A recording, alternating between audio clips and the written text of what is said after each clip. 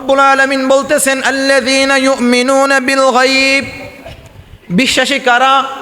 যারা অদৃশ্য বিষয়ের উপরে বিশ্বাস করে, যারা অদেখা জিনিসের উপরে বিশ্বাস করে। কি দেখা জিনিসের উপরে? অদেখা জিনিসের উপরে বিশ্বাস করে। আচ্ছা, আমরা কি রব্বুল আলামিনকে দেখেছি? দেখেছি কিনা? এখানে কেউ বলতে পারবে যে আমরা আল্লাহকে দেখছি? আমরা রব্বুল আলামিনকে দেখি নেই, না দেখে আমরা ওনাকে বিশ্বাস করছি। এবার এই কথার প্রসঙ্গে নাস্তিকরা প্রশ্ন করে বসবে যে মুসলমানরা কত গদ্দব জাতি, যারা স্রষ্টাকে দেখে নেই, না দেখা কাল্পনিক স্রষ্টাকে বিশ্বাস করে। আচ্ছা বলুন তো, আমরা কি আমাদের আল্লাহকে কাল্পনিকভাবে বিশ্বাস করি না যৌক্তিকভাবে বিশ্বাস করি? যৌক্তিকভাবে। কিভাবে? আমরা ঠেলাও একটাভাবে বিশ্বাস করি না, আমরা যৌক্তিকভাবে বিশ্বাস করি। আমাদের যুক্তি কিভাবে? নাস্তিকরা বলবে যে স্রষ্টা বলতে কোনো কিছু নাই, আমরা বলি যে না, স্রষ্টা বলতে একজন আছে। এখন তারা বলবে তাহলে থাকলে দেখাও। আমরা বলবো আচ্ছা তোমরা বলো তো, এই যে মসজিদ নির্মাণ করা হয়েছে, এটা কি অটোমেটিক হয়েছে না এটা বানাইতে লোক লাগছে? জোরে বলুন, বানাইতে কি লাগছে? মাথার উপরে ফ্যান চলে, অটোমেটিক হয়ে গেছে না বানাইতে হয়েছে? তাহলে এত বড় যদি সামান্য একটা ক্ষুদ্র ফ্যান যদি সেটাও বানাইতে হয়, এত বড় সৌরজগৎ, এত বড় মিল্কি ওয়ে, এত বড় গ্যালাক্সি, এত কোটি কোটি কোটি কোটি সৌরজগৎ, সেখান থেকে মাত্র ছোট্ট একটা জগৎ হচ্ছে দুনিয়া। আর এই ছোট্ট পৃথিবী, আপনার কাছে মনে হয় যে এত সব কিছু, সূর্য চন্দ্র দুনিয়া আসমান জমিন সব কিছু অটোমেটিক হয়ে গেছে? সামান্য একটা ফ্যান বানাইতে যদি কারিগর লাগে, এত বড় বিশাল কিছু অটোমেটিক হয়ে যেতে পারে? এত বিশাল কিছুর একজন স্রষ্টা আছে না নাই? আমরা তাকেই রব বলে স্বীকার করি। তাহলে আমাদের স্রষ্টাকে যদিও আমরা দেখি না, কিন্তু বিশ্বাস করা কি যৌক্তিক না অযৌক্তিক? আমরা তাদেরকে প্রশ্ন করতে চাই, দুনিয়ার সাধারণ একটা ডিম থেকে বাচ্চা ফুটানোর অধিকার তোমার নাই? সেটা রব্বুল আলামিন ডিম থেকে বাচ্চা ফুটানোর ব্যবস্থা করে দেয়। আর যে 3.5 হাতের মানব দেহ, এটাকে মার পেটে রব্বুল আলামিন 9 মাস 10 মাস পর্যন্ত রাইখা মার পেটের মধ্যে খাবার পৌঁছায়া সেখান থেকে সন্তানকে আবার কুদরতিভাবে দুনিয়াতে আসার ব্যবস্থা করে দিল। তাহলে এত কিছু, এত বড় প্রসেসিং, সামান্য 1 ফোঁটা নুতফা, কয় ফোঁটা? সামান্য 1 ফোঁটা নুতফা, নাপাক দুর্গন্ধযুক্ত পানি, এই নাপাক দুর্গন্ধযুক্ত পানি থেকে দুনিয়ার কোনো কারিগর মানুষ সৃষ্টি করার ক্ষমতা রাখে না। তাহলে 1 ফোঁটা নাপাক পানি থেকে আপনাকে আমাকে আমাদের মতো সুন্দর মানুষ সৃষ্টি করলেন কে? যদি এই দেশে কোরআনের আইন বাস্তবায়ন হয়, তাহলে দুর্নীতি, অন্যায় সব কিছু নিমিষেই ধূলিসাৎ হয়ে যাবে। সাহাবায়ে কেরাম পুরা পৃথিবী চালাইছে কোরআনের সংবিধান অনুপাতে। ওমর রাদিয়াল্লাহু তাআলা আনহু শাসন আমলে উনি পুরা অর্ধজাহানের খলিফা ছিল। উনি অর্ধজাহান পরিচালনা করেছে কি আমেরিকার সংবিধানে নাকি কোরআনের সংবিধানে? কার্ল মার্কসের সংবিধানে না কোরআনের সংবিধানে? আর কোরআনের সংবিধানে দেশ পরিচালনা করার কারণে বাঘে আর হরিণে একই ঘাটে একই নদীর পানি একসাথে খাইতে বাধ্য হয়েছে। বাঘ কখনো হরিণের উপর জুলুম করে নাই, আর হরিণও বাঘকে ভয় পায় নাই। তাহলে যদি আমার দেশে কোরআনের সংবিধান যদি বাস্তবায়ন হয়, আমার দেশও সোনার দেশে পরিণত হতে বেশি দিন সময় লাগবে। তাহলে যালিকাল কিতাবু লা রাইবা ফি, এটা এমন এক কিতাব যে কিতাব সংশয় মুক্ত, সন্দেহ মুক্ত, হুদাল লিল মুত্তাকিন, মুত্তাকিদের জন্য পথ প্রদর্শক। আল্লাহ যদি তৌফিক দান করে, আজকে মহাগ্রন্থ আল কোরআনের 2য় সূরা বাকারা থেকে কিছু আলোচনা করার চেষ্টা করব ইনশাআল্লাহ, যদি আল্লাহ তৌফিক দেয়। সূরা বাকারা কোরআন শরীফের 2য় সূরা, আর সিরিয়ালের দিক থেকে 2য় সূরা। তবে বৃহত্তরের দিক থেকে, সব থেকে বড় দিক থেকে সূরা বাকারা হচ্ছে প্রথম স্থান। সূরা বাকারা 286টি আয়াত দিয়ে গঠিত। সূরা বাকারার মধ্যে 286 আয়াত আছে। কোরআনুল কারীমের সবথেকে বড় আয়াত সূরা বাকারার মধ্যে আছে এবং কোরআনুল কারীমের সবথেকে দামি আয়াতটাও সূরা বাকারার মধ্যে আছে। সে আয়াতকে আমরা সবাই জানি, আয়াতুল কুরসি। আয়াতুল কুরসি এটা হচ্ছে কোরআনুল কারীমের সবথেকে দামি আয়াত। সূরা বাকারা মদিনায় অবতীর্ণ হয়েছে। পুরা কোরআনের মধ্যে দুই রকমের সূরা পাওয়া যায়, একটা হচ্ছে মাক্কি সূরা আর একটা হচ্ছে মাদানী সূরা। যেই সূরাগুলা মক্কাতে অবতীর্ণ হয়েছে বা যে আয়াতগুলো মক্কাতে অবতীর্ণ হয়েছে সেই সূরাকে মক্কি সূরা বলা হয়। আর যে আয়াত বা যে সূরাগুলো মদিনাতে অবতীর্ণ হয়েছে সেই সূরাগুলোকে মাদানী সূরা বলা হয়। তো সূরা বাকারা এটা মাদানী সূরা। কোন সূরা? মাদানী সূরা। আল্লাহ যদি তৌফিক দেয় আমি যে আয়াতগুলো তেলাওয়াত করেছি সেই আয়াতগুলো থেকে তাফসীর করার চেষ্টা করব ইনশাআল্লাহ। এবার আসুন, যারা ঘরে বসে আছে, যারা এখনো মসজিদে আসেনি, তারা কি সম্পূর্ণ আলোচনা বুঝবে? না। তারা কি সম্পূর্ণ আলোচনা শুনতে পারছে? না। তাদের জন্য এটা অসম্পূর্ণ। তাদের জন্য এটা কি? অসম্পূর্ণ। এজন্য আপনারা যারা আগে এসেছেন, আল্লাহ আপনাদেরকে আগে এনেছে, আপনাদের হায়াতে তৈয়বা আল্লাহ তাআলা হায়াতের মধ্যে বারাকা দান করো, সকলে পড়ি আমিন। তারা এই দোয়া থেকে বঞ্চিত হয়েছে না? হয়েছে না?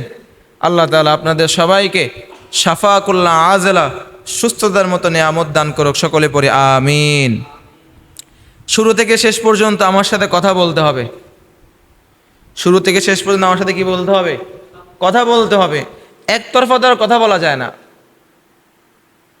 আল্লাহ রাসূল সাল্লাল্লাহু আলাইহি ওয়াসাল্লাম যখন মেরাজে গেছে, রসুল হাদিয়া পেশ করছে, আল্লাহকে চুপ ছিল, আল্লাহ তো রসুলকে হাদিয়া দিছে। দুই পক্ষিক কথা হয়েছে। তাহলে কথা বলার জন্য দুই পক্ষ লাগে। আমি যে আপনাদেরকে বলতেছি, আপনারা যে আমার কথাগুলো বুঝছেন বা শুনছেন, এটাও তো আপনারা আমাকে বুঝাইতে হবে যে না হুজুর আমি বুঝছি। এখন আপনি যদি বসে থাকেন, আমার কথার সাথে হ্যাঁ না ঠিক বেঠিক কোনো কিছু না বলেন, আমি বুঝবো কিভাবে আপনারা আমার কথাগুলো বুঝছেন? আমি তো মনে করবো যে আপনারা আমার কথা বুঝেন নেই। আর যে সমস্ত আল্লাহর বান্দারা ঘরে বসে আছেন, আপনাদের কাছে বিনীত অনুরোধ, দয়া করে মেহেরবানি করে জীবনের কিছু সময় আল্লাহর ঘরে নিজের জন্য ব্যয় করেন। এই যে সময়টুকু, এটা তো নিজের জন্য ব্যয়। 24টা ঘন্টা পুরা সপ্তাহ পরিবারের জন্য, সবার জন্য দিছেন, কিন্তু নিজের জন্য কতটুকু দিছেন? এই শুক্রবারে যে সময়টা আপনি মসজিদে কাটাবেন, মসজিদে দিবেন, এটা হবে প্রকৃত আপনার জন্য, আপনার এই সময়টা। এই জন্য যারা এখনও এদিক সেদিক বসে আছেন, ঘরে বসে আছেন, দয়া করে মেহেরবানি করে তাড়াতাড়ি মসজিদে আসা অনুরোধ রইল। আসুন আমরা শুরু করি। তাহলে মোটামুটি সূরা বাকারা সম্পর্কে আমরা সাধারণ যে জ্ঞানগুলো প্রয়োজন, ওই জ্ঞানগুলো আমরা জেনেছি। সূরা বাকারা কোরআনের সিরিয়ালের দিক থেকে দ্বিতীয় স্থানে আছে, বৃহত্তরের দিক থেকে প্রথম স্থানে সূরা বাকারা, আয়াতের দিক থেকেও সব থেকে বেশি সূরা বাকারার মধ্যে 286টি আয়াত। এই সূরা মাদানীতে মদিনা অবতীর্ণ হয়েছে, এই জন্য এই সূরাকে মাদানী সূরা বলা হয়। এই সূরাতে সব থেকে বড় আয়াত আছে, আবার সব থেকে দামি আয়াত এই সূরার মধ্যেই কি আছে। এবার আসুন, আল্লাহ রাব্বুল আলামিন অনেকগুলা সূরার শুরুতে এমন কিছু শব্দ ব্যবহার করেছে, যেই শব্দগুলোকে মুফাসসিরিনে কেরাম নাম দিয়েছে হুরুফে মুকাত্তাআত। যে শব্দগুলা অর্থ আল্লাহু আ'লামু বিমুরাদিহিম, এই শব্দগুলোর অর্থ আল্লাহ ছাড়া আর কেউ জানে না। অর্থাৎ এই শব্দগুলোর অর্থ কি হতে পারে সেটা আল্লাহ তাআলাই ভালো জানে। সেটা ভালো জানে কে? আল্লাহ ভালো জানে। এখন প্রশ্ন আসতে পারে, এই শব্দগুলো কোরআনে কেন দেওয়া হয়েছে? প্রশ্ন জাগতে পারে কিনা? জাগতে পারে। যে শব্দগুলার অর্থ আল্লাহই ভালো জানে, আল্লাহ ছাড়া আর কেউ জানে না, কোরআনের সবগুলার অর্থ তর্জুমা সব তো রাসূল সাল্লাল্লাহু আলাইহি সাল্লাম জানতো। কিন্তু রাসূল সাল্লাল্লাহু আলাইহি সাল্লাম বলেছেন যে আলিফ লাম মিম, এই যে তিনটা হরফ মিলিয়ে তো একটা শব্দ হয়েছে। রাসূল সাল্লাল্লাহু আলাইহি সাল্লাম সাহাবীদেরকে এই কথাই বলেছে যে হে আমার সাহাবীরা, এই আলিফ লাম মিম এই হুরুফে মুকাত্তাআতের অর্থ আল্লাহ সুবহানাহু ওয়া তাআলা ভালো জানে। এটার হিকমত কি এটা উনি ভালো জানে, উনি আমাকে বলেনি এটার হিকমত কি। তাহলে যেখানে রাসূল সাল্লাল্লাহু আলাইহি ওয়াসাল্লামও আগে বাড়ায় কোনো কিছু করেনি, সেখানে আমাদেরও প্রয়োজন নাই আগে বাড়ায় কোনো কিছু করা। এই জন্য আমরাও বলবো যে এটা আল্লাহ তাআলাই ভালো জানে এটার অর্থ কি হতে পারে, এটা কি অর্থ আসলে ওনার শান মানের সাথে যায় এটা উনি ভালো জানে। ঠিক আছে না? এবার আসুন, প্রশ্ন জাগতে পারে যে আল্লাহ তাআলা তাহলে এই হুরুফে মুকাত্তাআতের মতো এমন হরফগুলা কেন দিল কোরআনের মধ্যে? যেমন তহা, ইয়াসিন, হামিম, আলিফ লাম রা, কাফ হা ইয়া আইন সদ, এই সবগুলাই হচ্ছে হুরুফে মুকাত্তাআত। এখন এই কোরআন যেই সময়ে নাজিল হয়েছিল এবং যেই স্থানে নাজিল হয়েছিল, ওই স্থানের ভাষা কি ছিল? বাংলা ভাষা না ইংরাজি ভাষা না আরবি ভাষা? বলুন, কি ভাষা ছিল? আরবি ভাষা।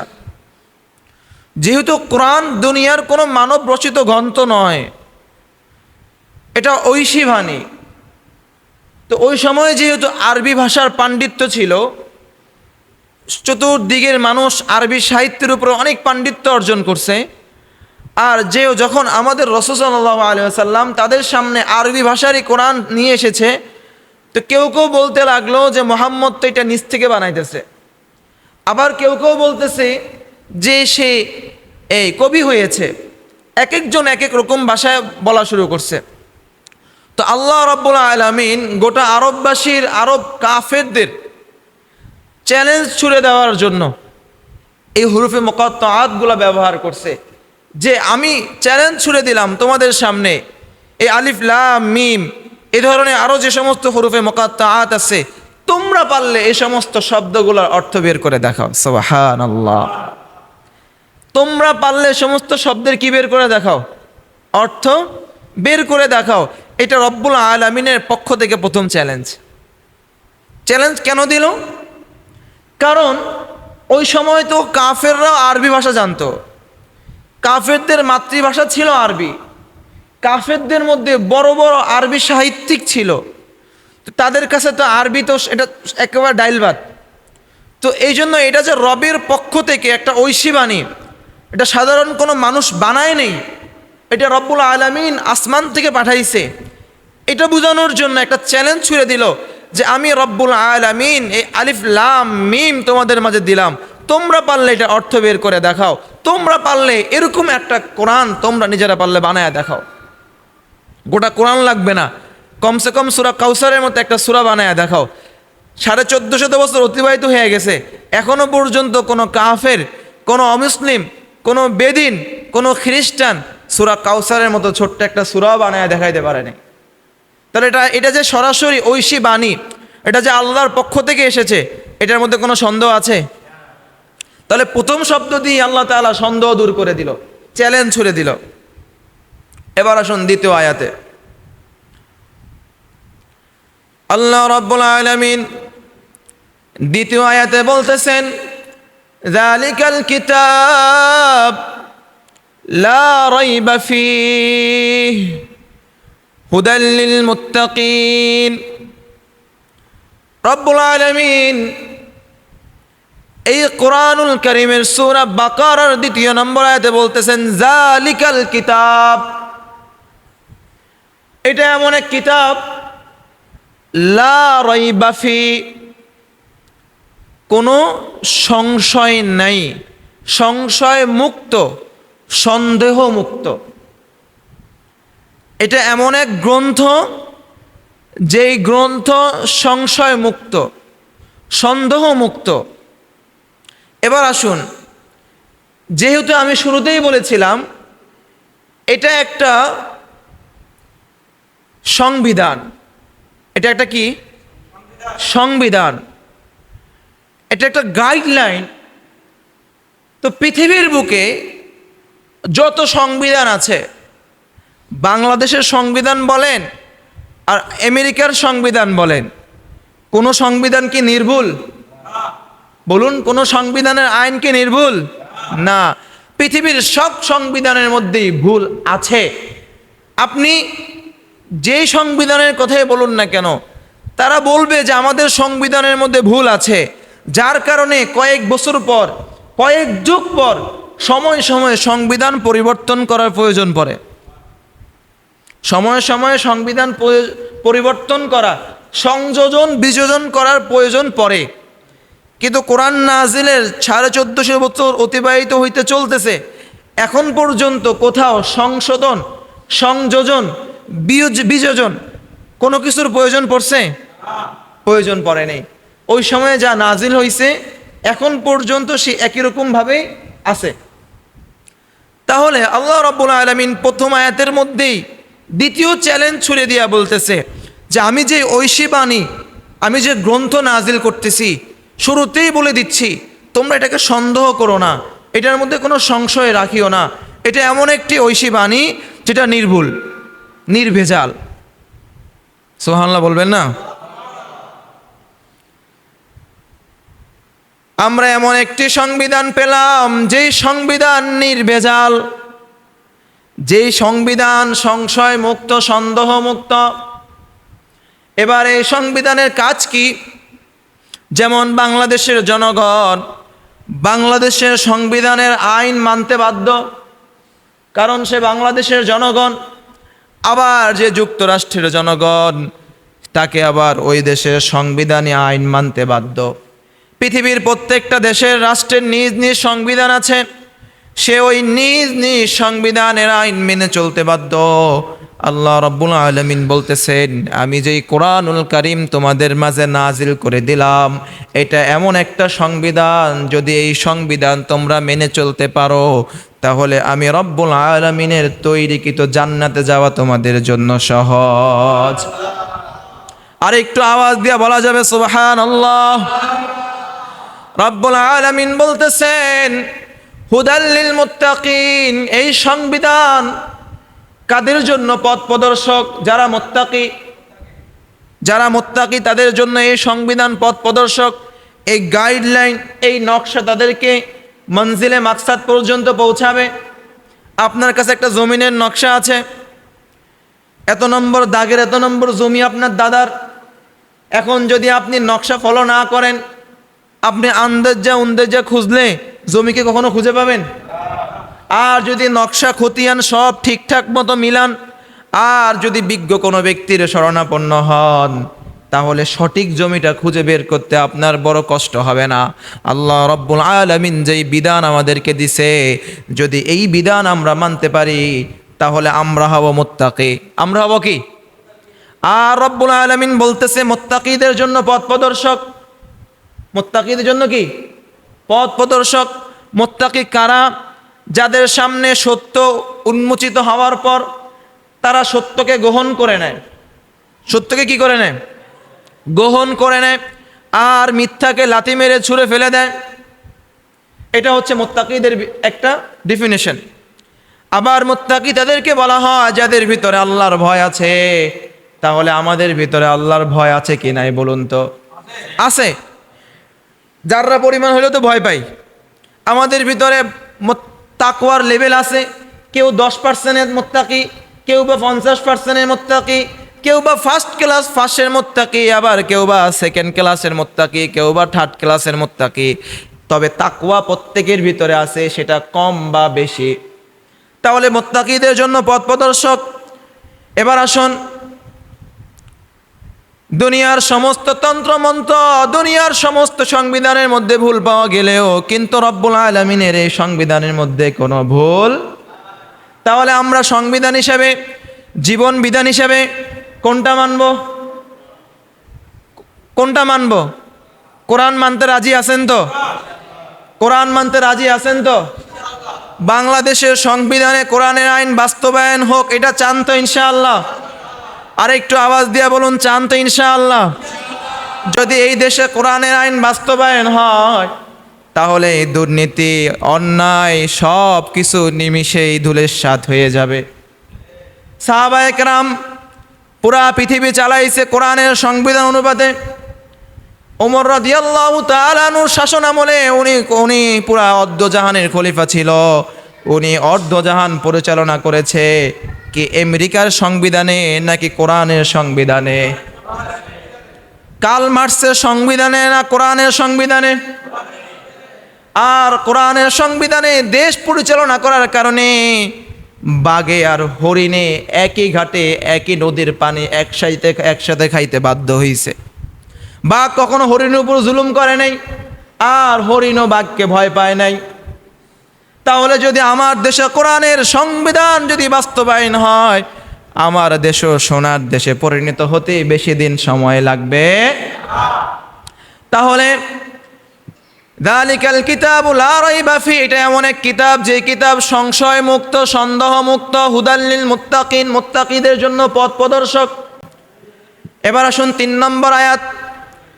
3 নম্বর আয়াতে রব্বুল আলামিন বলতেছেন, আল্লাযীনা ইউমিনুনা বিল গায়বি ওয়া ইউকিমুনাস সালাতা ওয়া মিম্মা রাযাকনাহুম ইউনফিকুন। চিল্লায়ে বলে আল্লাহু আকবার।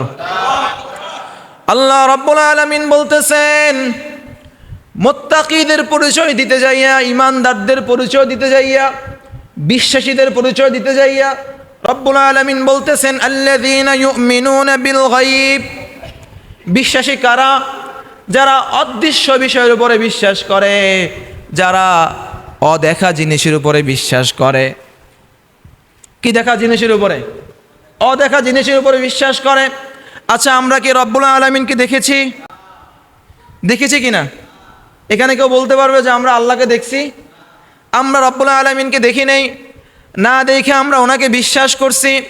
এবার এই কথার প্রসঙ্গে নাস্তিকরা প্রশ্ন করে বসবে যে মুসলমানরা কত গদ্দব জাতি, যারা স্রষ্টাকে দেখে নেই, না দেখা কাল্পনিক স্রষ্টাকে বিশ্বাস করে। আচ্ছা বলুন তো, আমরা কি আমাদের আল্লাহকে কাল্পনিকভাবে বিশ্বাস করি না যৌক্তিকভাবে বিশ্বাস করি? যৌক্তিকভাবে কিভাবে? আমরা ঠেলাও একটাভাবে বিশ্বাস করি না, আমরা যৌক্তিকভাবে বিশ্বাস করি। আমাদের যুক্তি কিভাবে? নাস্তিকরা বলবে যে স্রষ্টা বলতে কোনো কিছু নাই। আমরা বলি যে না, স্রষ্টা বলতে একজন আছে। এখন তারা বলবে তাহলে থাকলে দেখাও।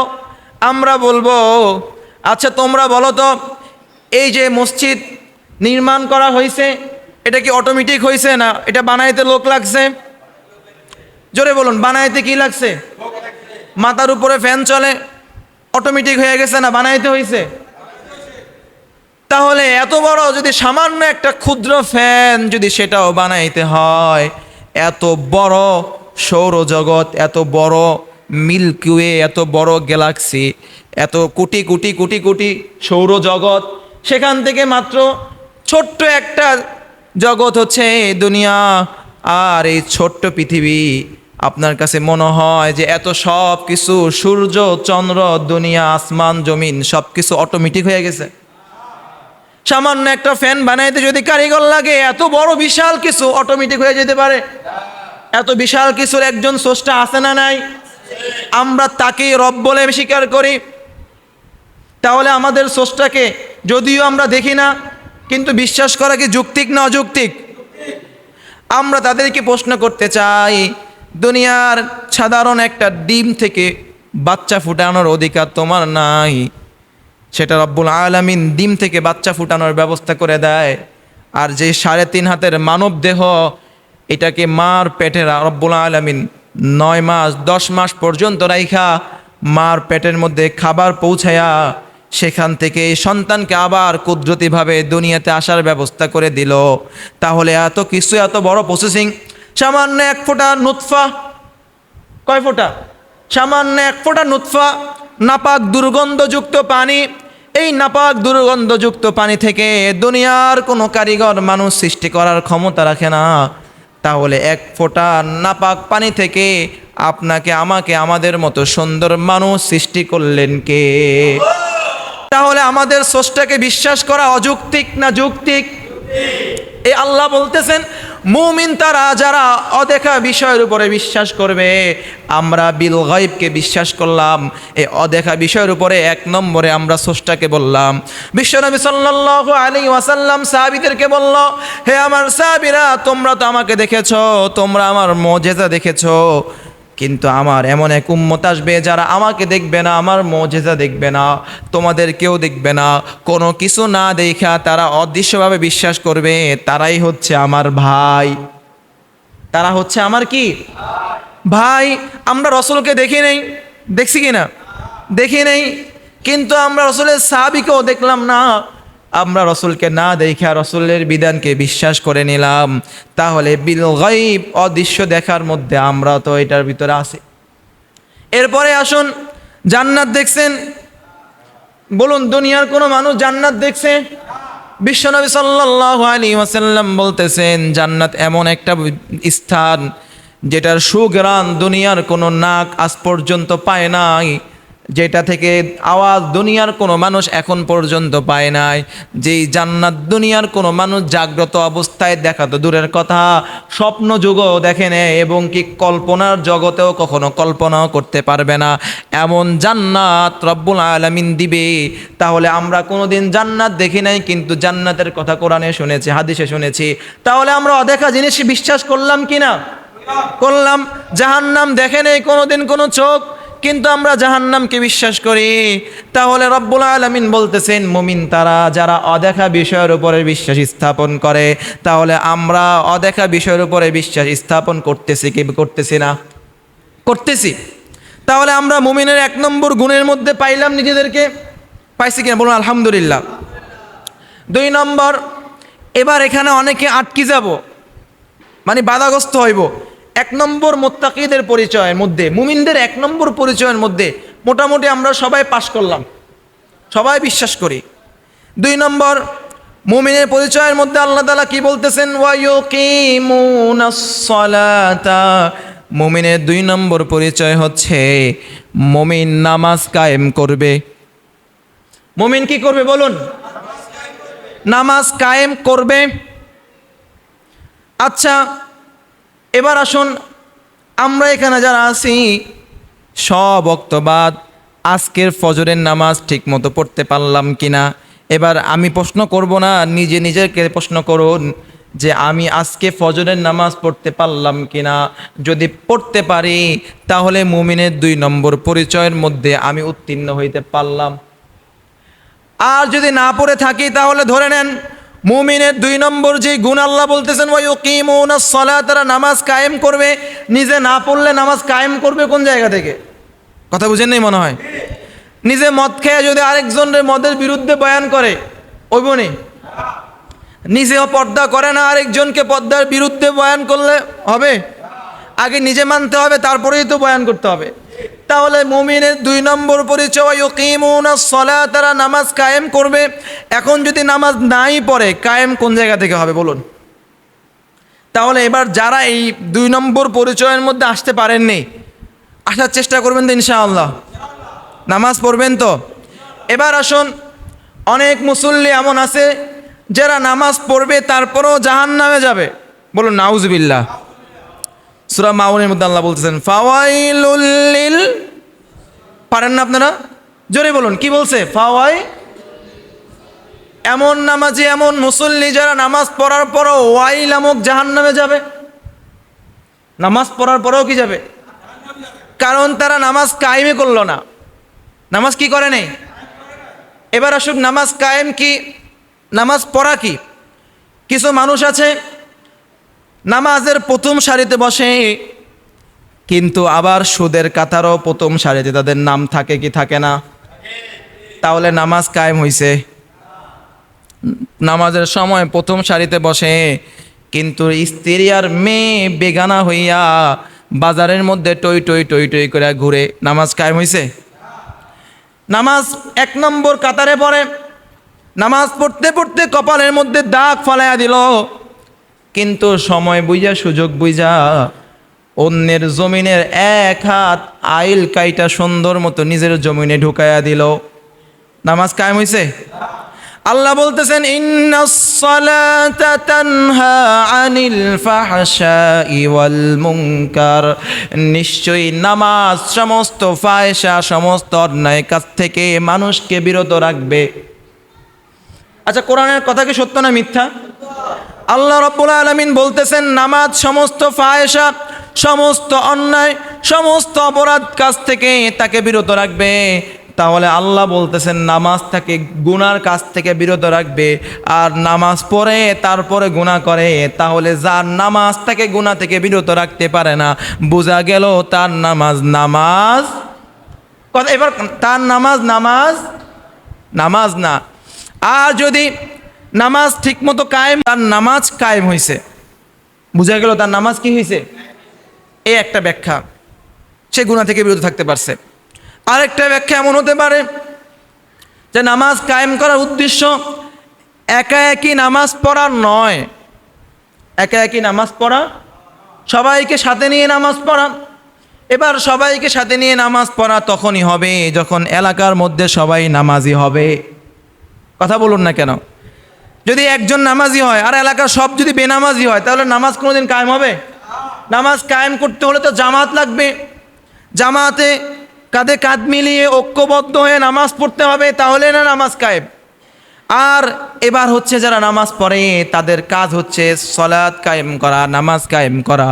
আর নামাজ কায়েম করার জন্য মানুষের ধারে ধারে মানুষের কাছে কাছে যাইয়া মানুষকে বুঝানো, মানুষকে কি করানো? বুঝানো। এটা হচ্ছে নামাজ কায়েম করার একটা ব্যাখ্যা। তারপরে আসুন, রব্বুল আলামিন বলতেছেন ওয়া মিম্মা রাযাকনাহুম ইউনফিকুন। রব্বুল আলামিন বলতেছেন আল্লাহ রব্বুল আলামিন তাদেরকে যেই রিজিক দান করছে সেই রিজিক থেকে ব্যয় করা, সেই রিজিক থেকে কি করা? ব্যয় করা, বিতরণ করা। এই রিজিক থেকে ব্যয় করার একটা অর্থ এটাও হতে পারে সময় মতো যাকাত দেওয়া, সময় মতো কি দেওয়া? হজ ফরজ হইলে হজ করা। 3 নম্বর হতে পারে এটা যে পরিবার পরিজনের উপরে যেই পরিমাণ খরচ করার প্রয়োজন ওই পরিমাণ খরচ করা, বখিলামি না করা। কি না করা বলুন? বখিলামি না করা, কৃপণতা না করা।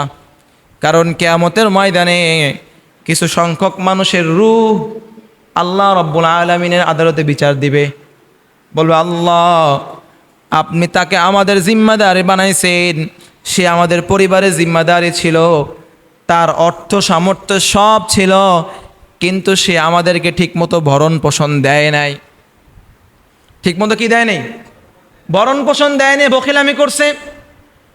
আমার পরিবারের জিম্মাদার সদস্য, তার সামর্থ্য ছিল ইলিশ মাছের সিজনে 1 কেজি ইলিশ মাছ কিনে খাওয়া অথবা গরুর গোস্ত 1 কেজি কিনে খাওয়ানো, মাসে একদিন হইলেও ভালো তরকারি খাওয়ানো সে সামর্থ্য তার ছিল, কিন্তু সে এত বখিলের বখিল যে সে আমাদেরকে কখনো ভালো তরকারির মুখও দেখাইল না। এই অমিম্মা রাযাকনাহুম ইউনফিকুনের ব্যাখ্যা এটাও হতে পারে যে বখিলামি না করা। তাহলে আমরা এখানে কয়েকটা গুণ পাইলাম যে মুমিন তারা যারা অদেখা বিষয়ের উপরে কি করবে? বিশ্বাস স্থাপন করবে। 2 নম্বর, মুমিনের পরিচয়ের মধ্যে তারা নামাজ কায়েম করবে। 3 নম্বর, তারা রব্বুল আলামিনের দেওয়া রিজিক কি করবে? ব্যয় করবে, রিজিক থেকে ব্যয় করবে। এখানে মুমিনের কিছু পরিচয় পাওয়া গেল। আল্লাহ রব্বুল আলামিন সামনে মুমিনের আরও কিছু পরিচয় বর্ণনা করবে। সূরা বাকারার মধ্যে 286 আয়াতের প্রথম 20 আয়াতে, প্রথম কয় আয়াতে বলুন? 20 আয়াতে আল্লাহ রব্বুল আলামিন 3 শ্রেণীর লোকদের পরিচয় দিচ্ছে। বলুন কয় শ্রেণীর লোকদের পরিচয় দিচ্ছে? আমার আলোচনার বিষয় যে কয় জুমা চলে এই 3 শ্রেণীর লোকদের পরিচয়, মানে প্রথম 20 আয়াত পর্যন্ত তাফসীর সহ ব্যাখ্যা সহ করার চেষ্টা করব যদি আল্লাহ তৌফিক দেয়। সকলে পড়ি আমিন। প্রথম 5 আয়াতে আল্লাহ রাব্বুল আলামিন বিশ্বাসীদের পরিচয় দিছে। কাদের পরিচয় বলুন? বিশ্বাসীদের পরিচয় দিছে, অর্থাৎ মুমিনদের পরিচয় দিছে। 6 এবং 7 নম্বর আয়াতে আল্লাহ রাব্বুল আলামিন কাফেরদের পরিচয় দিছে। যারা ডাইরেক্ট অবিশ্বাসী, ডাইরেক্ট কি, তাদেরকে বলা হয় কাফের। কাফেরদের পরিচয় দিছে। 7 থেকে নিয়ে 20 পর্যন্ত বাকি 13টি আয়াতের মধ্যে আল্লাহ রাব্বুল আলামিন মুনাফিকদের পরিচয় দিছে। কাদের পরিচয় দিছে বলুন? মুনাফিকদের পরিচয় দিছে।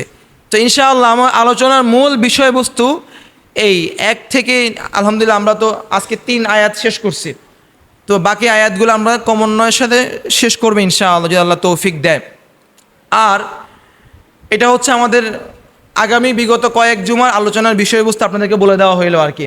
তো এখন কি দেরি করবেন না তাড়াতাড়ি আসবেন? কথা বলুন, দেরি করবেন না তাড়াতাড়ি